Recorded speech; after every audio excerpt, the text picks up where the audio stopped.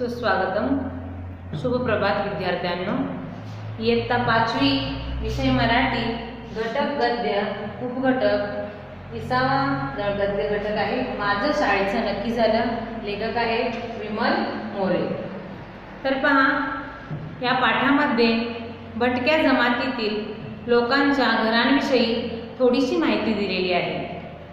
सुरुवातीला माझं शाळेचं नक्की झालं या पाठामध्ये विमल मोरे यांनी तर त्या भटक्या जमातीतील लोकांच्या घरांविषयी थोडी माहिती दिलेली आहे. आपल्याला माहीत आहे की या भटक्या जमातीतील लोक जे आहेत ती पालांमध्ये राहतात. पालं म्हणजेच भटक्या विमुक्त जमातीची मोकळ्या माळरानावरची वस्ती. या वस्तीला आपण पालं असे म्हणतो. तर या पाठाचा थोडक्यात परिचय आपण पाहू. मुलांना भटक्या समाजाला ना घर असतं ना कामधंदा असतो. याशिवाय यांच्या मुलांना शिक्षण मिळणंच कठीण असतं. शिक्षणासाठी भटकावं तर लागतंच आणि शिक्षण मिळणं कठीण असतं मुलांना. मुलींना तर खूप दूर दूर. असं असताना सुद्धा लेखिकेला तिच्या भावाने काय केलेलं आहे पहा. या पाठामध्ये लेखिका विमल मोरे जी आहेत या लेखिकेला तिच्या मोठ्या भावाने फार जिद्दीने शाळेत कसे घातले याची उद्बोधक हकीकत आज या पाठात आपण काय करणार आहोत पाहणार आहोत. उद्बोधक जी हकीकत या पाठात सांगितलेली आहे ते आता आपण पाहणार आहोत. चला तर पाठाला सुरुवात करूया. सुरुवातीला सर्वांनी इयत्ता 5वी सह मराठीचं पुस्तक काय करायचं आहे उघडायचं आहे. पान नंबर 57 काढायचं आहे. पाठ क्रमांक आहे 20वा माझं शाळेचं नक्की झालं. इथं काय सांगितलेलं आहे पहा. कोल्हापूर मधल्या कळंबा मध्यवर्ती कारागृहाजवळ रस्त्याला लागूनच एका सरळ रेषेत 15-20 झोपड्या होत्या. कोल्हापूर मधल्या कळंबा मध्यवर्ती कारागृहाजवळ.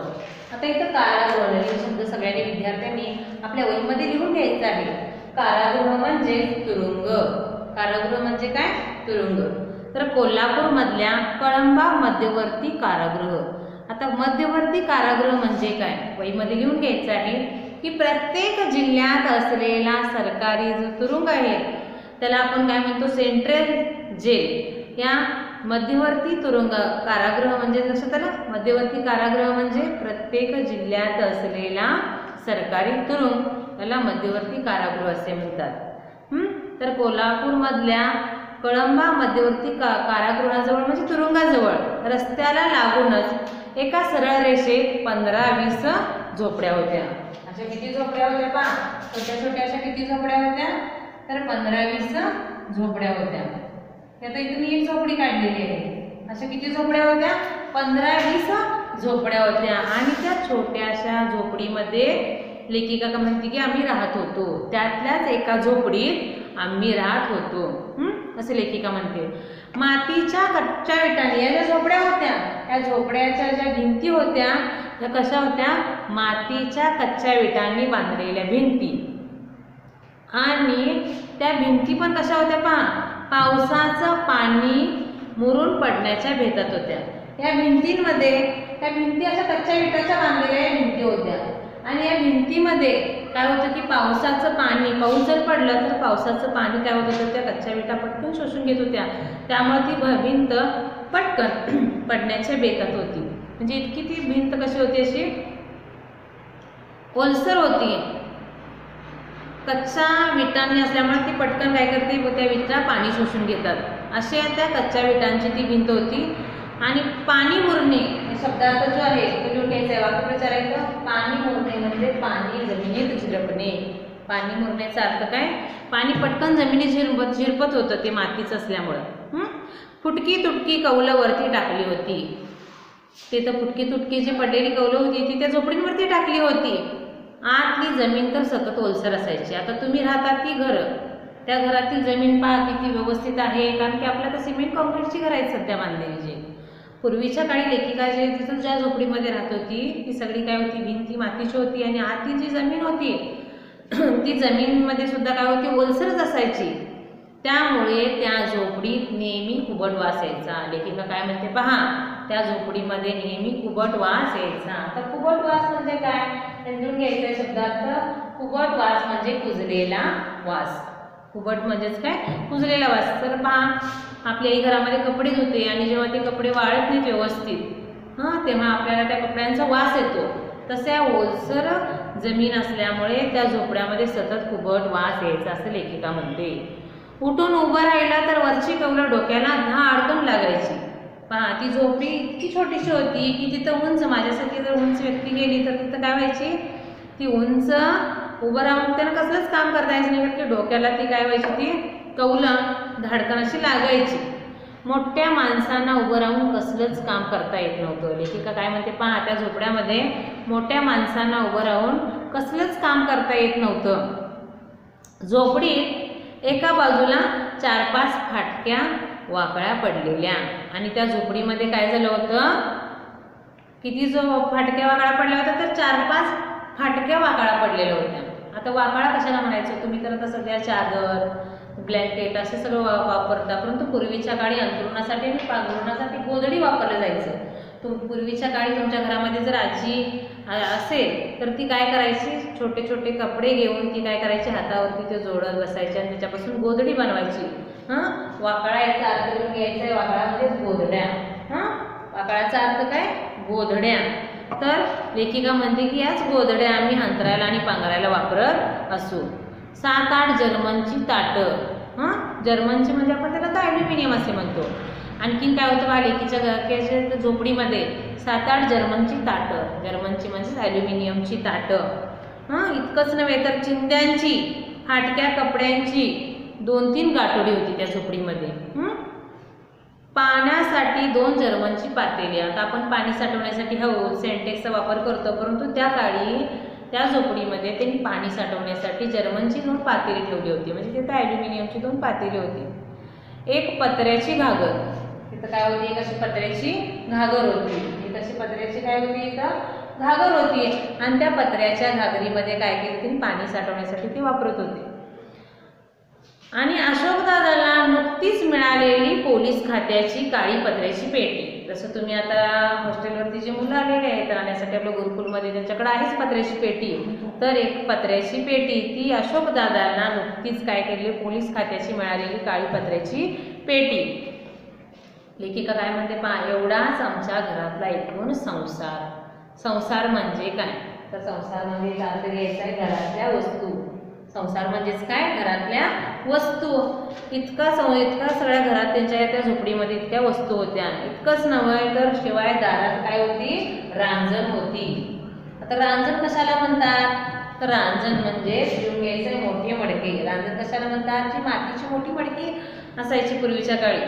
ती काय, जसं आपल्या घरामध्ये आता हौद आहे तसं पूर्वीच्या काळी काय व्हायचं, घराच्या दाराच्या बरोबर समोरच्या बाजूला 2 अशी रांजण ठेवलेली असायची, त्याच्यावरती झाकण असायचं, परत ओगराळं सुद्धा ठेवलेलं असायचं. तर पहा अशा या लेखिकेनं तिच्या झोपडीविषयीची सुरुवातीला काय केलेली आहे, घराविषयी माहिती सांगितलेली आहे. आता इतकंच नव्हे तर त्या घरामध्ये किती व्यक्ती असतात, काय काय करतात, त्यांची माहिती सांगितलेली आहे. पाहूया. त्या झोपडीत अशोकदादा, त्याची बायको सुमिती, लिंगाप्पा, मर्याप्पा, मधू आणि माझा चुलत भाऊ सिद्धू असे 6 जण राहत होते. लेखिकेच्या घरात कोण कोण राहत होते पहा. अशोकदादा, त्याची बायको सुमिती, लिंगाप्पा, मर्याप्पा, मधू आणि माझा चुलत भाऊ सिद्धू असे 6 जण राहत होते. तशाच 3-4 दिवसांपासून माझे वडील, माझे म्हणजे लेखिकेचे वडील, आई, मी म्हणजे लेखिका आणि माझी बहीण मंगल, लेखिकेची बहीण मंगल असे आणखी 4 जण तिथेच राहायला गेलेले होते, म्हणजे तिथंच आलो होतो असे म्हणतात. लेखिका काय म्हणते, आणखीन 4 जण तिथंच आले होते, म्हणजे एकूण त्यांच्या झोपडीमध्ये आता संख्या किती झाली, तर आधीची 6 आणि आत्ताचीही 4, 10 जण त्या झोपडीमध्ये राहत होते. सर्वांना त्या एवढ्याशा छोट्याशा झोपडीमध्ये राहायला जागा पुरत नव्हती. इतकं वर्णन सांगितलेलं आहे पहा. त्यानंतर लेखिका काय म्हणते पहा, आता उद्या आम्हाला पुन्हा बोरगावला पालावर जायचं होतं. उद्या आम्हाला पुन्हा बोरगावला पालावर जायचं होतं. ते आई बाबा काय करत होते, जायची तयारी करत होते पालांवर. पाल म्हणजेच काय, माळ रानावरची काय झालेली आहे ती मोकळ्या माळ रानावरची वस्ती, त्या वस्तीवरती त्यांना जायचं होतं. आई आणि बाबा जायची तयारी करत होते. आई आणि बाबा काय करत होते, जायची तयारी करत होते. आईनं 2-3 ताटल्या, आता सोबत सगळ्या वस्तू घेतल्या पाहिजेत दुसऱ्या ठिकाणी जाणार म्हटल्यानंतर, सोबत 2-3 ताटल्या. ताटल्या म्हणजे लक्षात आलं ना, घरामध्ये आपण जेवणासाठी वापरतो ती छोटी ताटे. ताटल्या म्हणजे काय, छोटी, घेऊन घ्यायचे शब्दार्थ ताटल्या, छोटी ताटे, जेवणासाठी जे आपण वापरतो ती ताटे. 2-3 ताटल्या म्हणजे जेवणासाठी आपण जे वापरतो ते ताट. इतकंच नव्हे तर वेगवेगळ्या रंगाची जोडलेली 2 पातळ, एका पातळ म्हणजेच काय, साड्या. पातळ म्हणजेच काय, साड्या नेसण्यासाठी स्वतःला 2-3 पातळ. पूर्वीच्या काळी साड्यांना काय म्हटलं जायचं, पातळ. पातळ म्हणजेच काय, साडी. 2-3 साड्यासोबत काय घेतलं बा, 2 पातळ एका मोठ्या पिशवीत भरली. एका मोठ्या पिशवीमध्ये तिने भरून घेतलं. बाबाही बारीक सारीक सामान दुसऱ्या पिशवीत भरू लागले होते. बाबाही काय करू लागले होते, जे काही बारीक सारीक सामान त्यांना जे गरजेचं होतं ते वेगळ्या पिशवीमध्ये भरू लागले होते. तोच अशोक दादा ड्युटीवरून आला. अशोक दादा म्हणजे लेखिकेचा भाऊ जो होता तो ड्युटीवरून आला. तो आईला सामान भरताना बघून म्हणाला, पहा तो अशोक दादा आपल्या आईला काय म्हणाला, सामान भरताना बघून म्हणाला, आई कुठं जायची तयारी चालली. काय म्हणाला पाहतो आईला, आई कुठं जायची तयारी चालू आहे तुझी. आई म्हणाली, जातो मागाला, किती दिवस इथं बसून खायचं. पहा आई काय म्हणाली, जातो गावाला. जातो गावाला म्हणजे जातो गावाला, किती दिवस इथं बसून खायचं, किती दिवस इथे बसून खायचं. पहा दादानं बाबांना विचारलं, बाबा कुठल्या गावाला जाणार. पहा त्या अशोक दादानं विचारलं बाबांना, कुठल्या गावाला जाणार. आपल्या लोकांची बोरगावला पालं आहे ती. बाबांनी काय सांगितलं बा, आपल्या लोकांची बोरगावला काय आहेत, पालं आहेत. उद्या मोरल्या गावाला जाणार आहे ती. उद्या काय करणार आहे, तर ते पुढच्या गावाला जाणार आहे. मोरल्या म्हणजे पुढच्या गावाला जाणार आहेत. तेव्हा आजच जायला पाहिजे. बाबा काय म्हणाले पहा, तेव्हा आपल्याला म्हणजे आपण आजच जायला पाहिजे असे बाबा म्हणाले अशोक दादाला. पुन्हा आई मला म्हणाली, आई काय म्हणाली पहा अशोक दादाला नाही तर लेखिकेला म्हणाली, इमे बघत काय उभी आहेस, तुझी कापडं आणि इकडं, उशीर होतो या निघाया. आई काय म्हणाली पहा, इमे बघत काय उभी आहेस, तुझे कपडे आणि इकडे, उशीर होतोय निघायला. आईचं बोलणं ऐकून अशोक दादा म्हणाला, आई इमीला घेऊन जाऊ नको. आई इमीला तुझ्या सोबत घेऊन जाऊ नको, मी तिला शाळेत घालणार आहे. मी तिला कुठं घालणार आहे, तर मी तिला शाळेत घालणार आहे. शाळेत म्हटल्याबरोबर काय झालं, बाबांचं डोकं भडकलं. त्या इमीच्या वडिलांचं डोकं एकदम भडकलं. का बरं भडकलं पहा, रागाने ते काय झाले, वैतागले रागाने.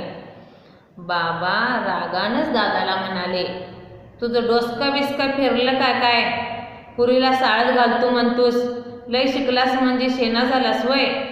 बघा बाबानं रागानं दादाला काय म्हणाले, तुझं डोकं बिकं फिरलं की काय, पोरीला शाळेत घालतो म्हणतोस, खूप शिकलास म्हणजे शाणा झालास वय. दादा शांत आवाजात म्हणाला, बाबा तुम्ही उगीच चिडता. दादा काय म्हणाला पहा अशोक दादा शांत आवाजात, बाबा तुम्ही उगीच चिडता, त्यात एवढं चिडण्यासारखं काय आहे. पान नंबर 58 काढायचं सगळ्यांनी. त्यात चिडण्यासारखं काय आहे, चांगली शिकली तर कुठं तरी नोकरी करेल. आजकाल शिक्षणावर सगळं चालतं. अशोक दादाने वडिलांना शिक्षणाचं महत्त्व सांगत आहे की मी जर चांगली शिकली आहे तर ती कुठंतरी नोकरी करेल. कारण की आज सध्याचं युग हे काय, माहिती तंत्रज्ञानाचं युग आहे आणि या युगामध्ये शिक्षण हे फार महत्त्वाचं आहे आणि आजकाल शिक्षणाला फार महत्त्व आहे असं अशोक दादाने वडिलांना शिक्षणाचं महत्त्व सांगितलं. दादाचा शहाणपणा बाबांना पटणार होता थोडाच. त्या अशोक दादाचं म्हणणं त्या बाबांना काय झालं, दादाचा तो शहाणपणा बाबांना पटणार होता थोडाच. बाबा म्हणाले, शाळा शिकून काय करायचं, घरात खायला अन्न नाही. अन्न म्हणजे अन्न. घरात खायला अन्न म्हणलेलं आहे. अन्न म्हणजेच काय? अन्न म्हणजे अन्न.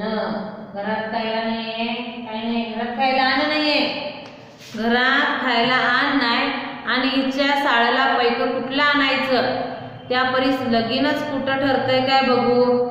बाबा काय म्हणाले पहा, शाळा शिकून काय करायचंय? घरात खायला अन्न नाही आणि हिच्या शाळेला पैसे कुठून आणायचे? त्यापेक्षा लग्नच कुठं ठरतंय काय बघू. तिच्या शाळेचा खर्च मी बघतो. अशोक दादा काय म्हणाले पहा, हिच्या शाळेचा खर्च मी बघतो, तुम्ही काळजी करू नका. आणि लग्न करायला ती काय मोठी बाई झाली का? आता कुठं ती 6 वर्षाची आहे. मी किती वर्षाची आहे? आता ती कुठं 6 वर्षाची आहे. तुम्ही तिकडं काय पण करा, मी इमीला शाळेत घालणार आहे. अशोक दादांना हट्ट धरलं की मी काय करणार आहे, माझ्या बहिणीला शाळेत घालणार आहे असं दादा म्हणाला. इतका वेळ गप्प बसलेली आई, हा सगळं दादाचं ऐकत बसलेली ती गप्प बसलेली आई काय म्हणाली, बा तुझा बा असाच आहे, तुझ्या वक्ताला साळत घालताना असंच केलं. तुझ्या साळसाठी म्या तुझ्या बाचा लय मार खाल्ला. तुझी आजी बरी, ती तुझ्या साळसाठी गावात राहिली भाकरी करून घालायला. तवा तुम्ही शाळा शिकला. तुला लिंग्याला आणि जिनूला म्हातारीनं सांभाळलं. आम्ही असं भीक मागत फिरत होतो. तुझ्यामुळंच तर मर्या शाळा शिकल्या. ती तुझ्यासारखीच ती पोरं कुठं तर काम करून खात्याली.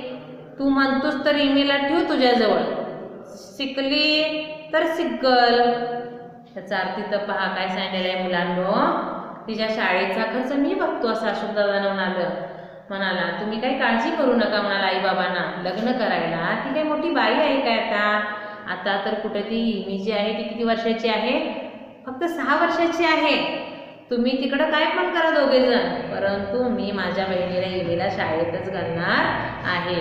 मग इतका वेळ गप्प बसणारी आई काय म्हणाली पहा, तुझा बा म्हणजे तुझे वडील जे आहेत ते असेच आहेत. तुझे वडील कसे आहेत? असेच आहेत. तुझा बाप हा असाच आहे. तुझ्या वेळेला शाळेत घालताना असंच केलं. जेव्हा आईनं तुला शाळेत घातलं तेव्हा तुझ्या बाबांना असंच केलेलं आहे. तुझ्या शाळेसाठी मी तुझ्या बापाचा खूपच मार खाल्ला. तुझी आजी बरी, ती तुमच्या शाळेसाठी गावात राहिली. बघा काय म्हणते आई, अशोक दादाची आई काय म्हणते पहा, ती तुमच्या शाळेसाठी गावात राहिली भाकरी करून घालायला. तेव्हा तुम्ही शाळा शिकलात. तुला लिंग्याला आणि जिनूला म्हातारीनं सांभाळलं. आम्ही असे भीक मागत आज या गावातून उद्या त्या गावातून असे फिरत होतो. तुझ्यामुळेच तर मर्या शाळा शिकले. तुझ्यासारखीच ती पोरं कुठेतरी काम करून खातील. तू म्हणतोस तर या इमीला ठेव तुझ्याजवळ. आई म्हणाली, शिकली तर शिकेल. पुढं पहा, बाबा आईकडं रागानं बघत म्हणाले. ते इमीचे बाबा आईकडं रागानं बघत म्हणाले, तुम्ही माय लेकरं काय करायचं ते करा. उद्या पुरीचं लग्न झालं नाही म्हणजे घरात ठेवून बसायला लागेल. बाबा काय म्हणाले पहा आईला रागानं, तुम्ही दोघेजण मायलेकरं, तुम्ही मायलेकरं काय करायचं ते करा. उद्या पोरीचं लग्न झालं नाही तर घरात ठेवून बसावे लागेल. बाबांचं बोलणं ऐकून वहिनी गालातल्या गालात हसली. वहिनी गालातल्या गालात हसली. वहिनी शाळा शिकलेली होती. कारण वहिनी कशी होती? ती शाळा शिकलेली होती. वहिनीच्या भावानं म्हणजे दाजीनं, आपण भाऊजी असं म्हणतो, दाजीनं ती पायानं अधू असल्यामुळे उद्या कोणी लग्न केलं नाही तर कुठंतरी नोकरी तर करील म्हणून शाळेत घातलं होतं. बघा बाबाचं बोलणं ऐकून ज्या वहिनी होत्या त्या वहिनी गालातल्या गालात हसल्या. वहिनी कारण कशी होती? शाळा शिकलेली होती. वहिनीच्या भावानं म्हणजे दाजीनं ती वहिनीची होती पायानं अधू असल्यामुळे उद्या कोणी लग्न केलं नाही तर कुठंतरी नोकरी करेल म्हणून शाळेत घातलं होतं. आई बाबा मंगल आणि मधूला घेऊन बोरगावला पालावर गेले. आई बाबा काय केलं? मंगल, आई बाबा आणि मधूला घेऊन बोरगावला पालावर गेले. मला नव्हतं. लेखिका काय म्हणते पहा, मला करमत नव्हतं. सारखं आईची आठवण येत होती. पहिल्यांदाच आईला सोडून राहायची वेळ आली होती. पहिल्यांदाच तिच्या आयुष्यामध्ये आईला सोडून राहायची वेळ इथं आली होती लेखिकेवर. आई जाताना म्हणाली होती, आई जाताना काय म्हणाली होती बा, माझी सय काढत बसू न ग. माझी सय म्हणजे माझी आठवण काढत बसू नको. शाळेत जात जा. शाळेत म्हणजे काय, शाळेत जात जा. वहिनीवर भांडू नको. वहिनीवर म्हणजे वहिनी सोबत, वहिनीबरोबर अजिबात भांडण वगैरे करू नको. ध्यान देऊन शाळा शिक म्हणजे झालं. शाळेत जे शिकवतात ते नीट लक्ष देऊन शिक म्हणजे झालं. दादा 8 वाजता कामावर निघाला होता. दादा किती वाजता? 8 वाजता कामावर निघाला होता. दादाला उशीर झाला होता. दादा गडबडीनं कपडे घालत होता. दादा काय करत होता? गडबडीनं असं कपडे घालत होता. कपडे घालता घालता तो वहिनीला म्हणाला, वहिनीला काय म्हणाला पहा, सुमे आज इमीला शाळेत घेऊन जा. आज इमी म्हणजे विमला काय कर, शाळेत घेऊन जा. तिचं नाव शाळेत घालून ये. दादा सांगत आहे, काय सांगत आहे की आज तिचं नाव शाळेत घालून ये. मला वेळ नाही, नाहीतर मीच गेलो असतो. पोरं कुठं गेली? घरात कोणीच नाही. पोरांना जेवायला घालून शाळेत पाठव. कारण की दादाला कामावर जायला उशीर झाला होता आणि दादा गडबडीनं कपडे घालत होता आणि कपडे घालता घालता तो वहिनीला म्हणाला, सुमे तू आज या पोरांना काय कर, आवरून शाळेत पाठव. मला उशीर झालेला आहे, नाहीतर मीच काय केलं असतं, या पोरांना शाळेत घेऊन गेलो असतो. पोरं कुठं गेली? घरात कोणीच नाही. पोरांना आधी जेवायला घाल आणि त्यानंतर त्यांना शाळेत पाठव.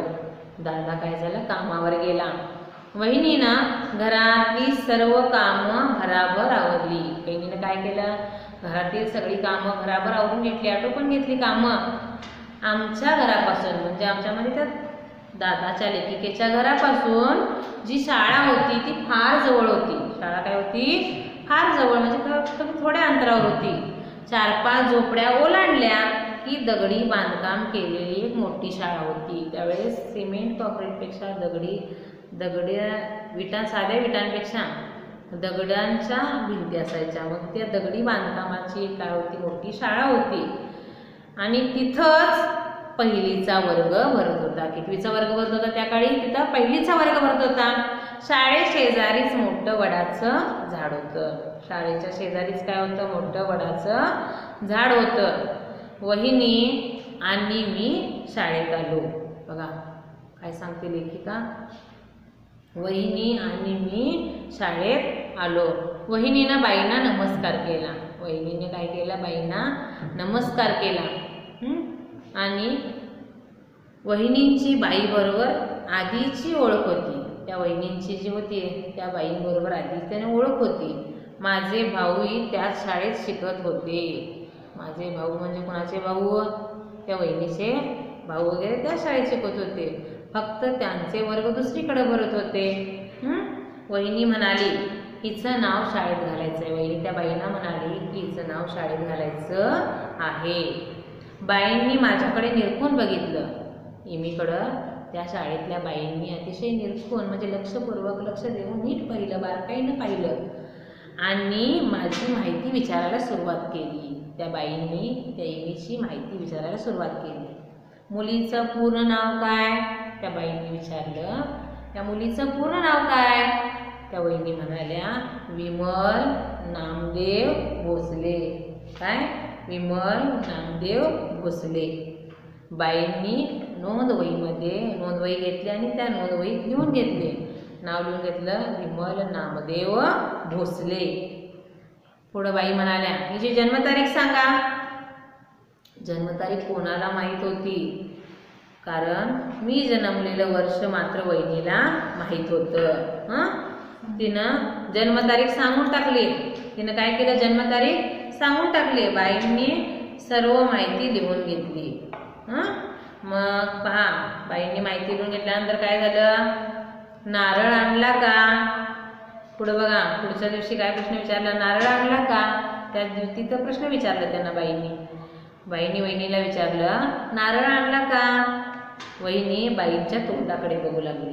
वहिनी जी होती ती त्या बाईच्या तोंडाकडे बघू लागली. बाई थोडा वेळ थांबून पुन्हा म्हणाल्या, शाळेत नाव घातलं म्हणजे नारळ किंवा ₹1.25 द्यावा लागतो ॲडमिशन फी. आता आपण म्हणतो ना त्यासाठी फी काय होती पहा. आता आपण प्रत्येक ठिकाणी भरपूर शाळा निघालेल्या आहेत, डोनेशन वगैरे द्यावं लागतं. त्या काळी फी किती होती पहा. फक्त फी किती होती, नारळ आणि ₹1.25 द्यावा लागतो. तोही त्या काळी ₹1.25ला फार बाळांना महत्व होतं त्या काळी. आता आपल्याकडे ₹100 म्हणजे त्या काळचा रुपया आहे. तर ₹1.25 द्यावा लागतो. तुम्हाला माहीत नाही का, त्या बाई म्हणाल्या वहिनींना. वहिनी म्हणाली, मी नारळ नाही आणला, पैसे तर माझ्याजवळ नाहीत, नंतर आणून देईल. वहिनी म्हणाल्या, मी नारळ नाही आणला आणि पैसे तर माझ्याजवळ नाहीतच, नंतर आणून देईल. वहिनी घरी गेली. मी शाळेत बसले. इमीला शाळेत बसवले आणि वहिनी घरी गेल्या. बाई वर्गात शिकवू लागल्या. थोड्या वेळानं बाईंनी मला जवळ बोलावलं. बघा इमी काय म्हणते की थोड्या वेळानंतर काय झालं की बाईंनी इमीला जवळ बोलावलं. इमीची पाटी घेतली, माझी पाटी घेतली. ग म भ न, ग म भ न. बघा काय सांगितलं, ग म भ न. ही काय कर, 1 2 3 4 ही 4 मुळाक्षरे लिहून दिली इमीच्या पाटीवरती त्या बाईने. आणि ती त्या इमीला काय करायचं सांगितली, पुन्हा असं गिरवायला सांगितली. इमीला काय करायचं सांगितलं त्या बाईंनी, ग म भ आणि न असं पुन्हा त्या पाटीवरती बाईंनी इमीला ती अक्षरे गिरवायला सांगितली. मी माझ्या जागेवर येऊन बसले. इमी काय म्हणते बा, पुन्हा ती तिच्या जागेवर येऊन बसली. दुपारी जेवणाच्या सुट्टीत घरी आले. इमी दुपारी जेवणाच्या सुट्टीत घरी आली. माझे सगळे भाऊही जेवणासाठी घरी आले होते. आम्ही जेवण करतो न करतो तोपर्यंत शाळेची घंटा झाली. इमी पण घरला आली दुपारच्या सुट्टीमध्ये. तिचे भाऊही घरी आले होते. अजून इमी घरात जाऊन पोचणार, जेवण करत आहे, त्यात काय झाली, शाळेची घंटा झाली. वहिनीनं पैशासाठी 2-3 डबे उघडून बघितले. घरामध्ये जे 2-3 डबे होते ते डबे उघडून पाहिलं, त्यात काहीच नव्हतं. आमच्या शेजारच्या, त्या बघा वहिनीनं काय केलं, आमच्या शेजारच्या पाटलांची मुलगी लता राहत होती. म्हणजे आमच्या शेजारी म्हणजे वहिनी काय म्हणते बघा, आमच्या शेजारी पाटलांची मुलगी लता राहत होती. आम्ही तिला लताक्का म्हणायचो. वहिनीच्या घराशेजारी कोण राहत होती, पाटलांची मुलगी लता राहत होती. तिला सगळेजण लताक्का म्हणायचे. वहिनी त्या लताक्काच्या घरी गेली.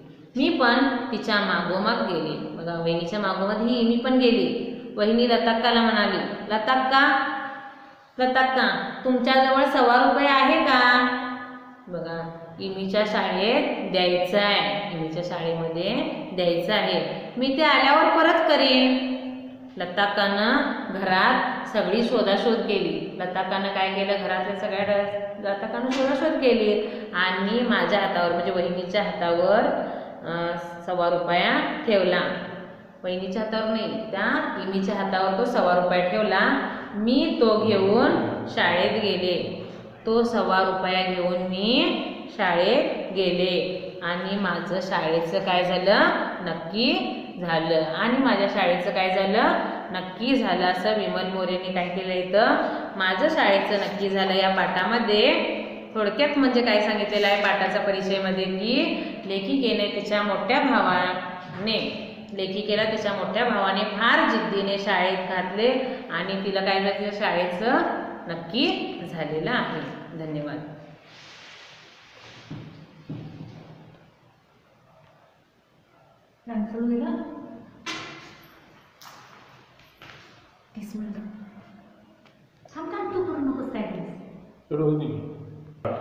पहा मुलांनो, तर ₹1, ₹1.25 म्हणजे लताक्कानं काय केलं, घरात सगळीकडे शोधाशोध केला आणि त्या इमीच्या हातावर ₹1.25 ठेवला आणि तो ₹1.25 घेऊन इमीनं काय केलं, शाळेत गेला आणि बाईंच्याकडे देऊन तिच्या शाळेचं जे ॲडमिशन होतं ते काय केलं, तिनं प्रवेश निश्चित केला. म्हणूनच या पाठाचं नाव काय आहे, माझं शाळेचं नक्की झालं. म्हणजे तिथं तिचं ॲडमिशन काय झालं, फिक्स झालं. म्हणजे तिचं प्रवेश तिथं काय झालं, नक्की झालं. म्हणजे तिचं शाळेमध्ये निश्चित झालं तिचं ॲडमिशन. अशा पद्धतीने लेखिकेला तिच्या मोठ्या भावाने फार जिद्दीने शाळेमध्ये घातलं आणि लेखिकेचं शाळेचं नक्की झालेलं आहे. धन्यवाद.